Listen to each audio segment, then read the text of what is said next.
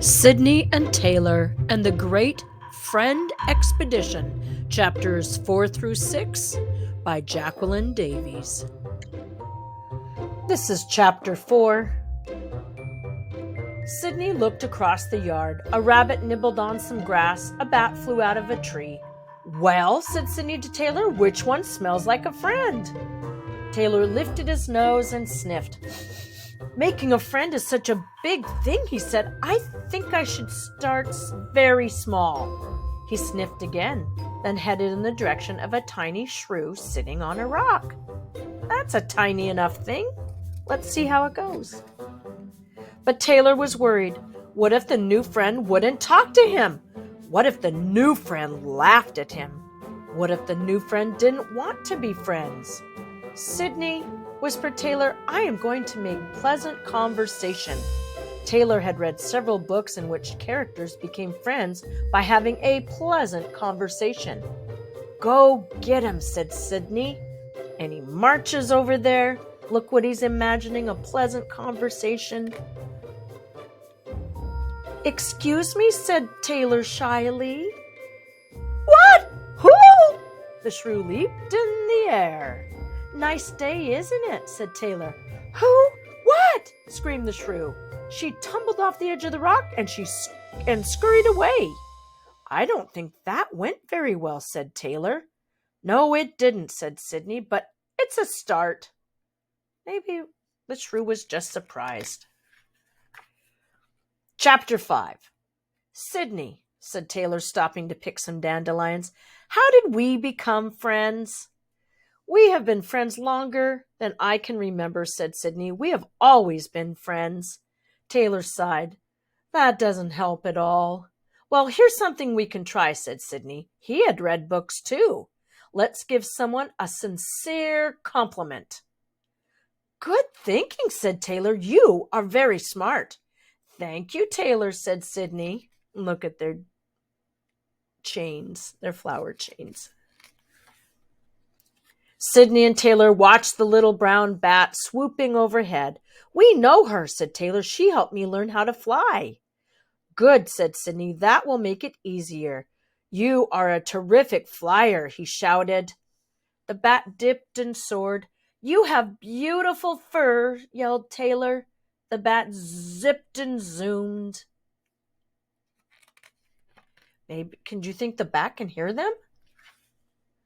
"We must do something to get her attention," said Taylor. He climbed onto the branch of a bush and hung by his feet, just like a bat. The bat flew down and looked at Taylor. "Didn't I teach you how to fly?" asked the bat. "You had an umbrella for wings." "You taught him how to fall," said Sydney. "I taught him how to fly." "That's right. You landed on a skunk," she said. "That was me," said Sydney. Look at that. Just then, Taylor lost his grip. "Oof!" He landed on Sydney. "Just like that," said the bat, and she flew away.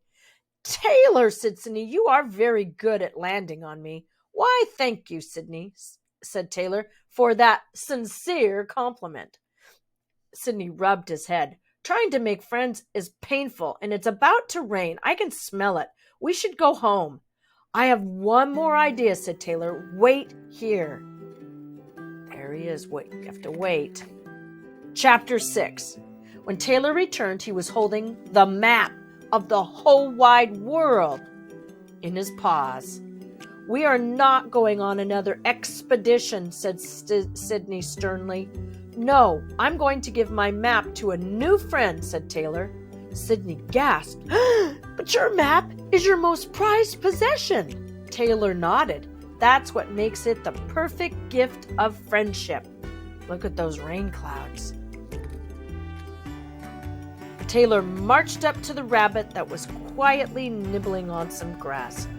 "Friend, I would like to give you this gift of friendship." "Why, thank you," said the rabbit. "I was worried I would miss my dinner because of the rain. Now I can enjoy a nice dry meal at home." The rabbit began to hop away. "A dry meal," shouted Taylor. "You can't eat the map of the whole wide world." "Why not?" asked the rabbit. "It's an excellent source of fiber." A friend would never eat a gift of friendship, said Taylor. Perhaps next time, said the rabbit, you should choose a friend who isn't so hungry. Oh my goodness, he's going to eat his map of the whole wide world. The sky lit up with a flash of lightning. Look at the color of the sky now. Yipes, said Taylor. He curled up into a tight ball. You know what he does when he gets scared. That's not helpful. Sydney sighed. As the rain began to fall, he rolled his friend across the yard and into the safety of their burrow. See, there it is right there. That's silly. And that's where we will stop. The rain is pounding the potting shed. If you are enjoying this book, you may want to read other books about Sydney and Taylor by Jacqueline D.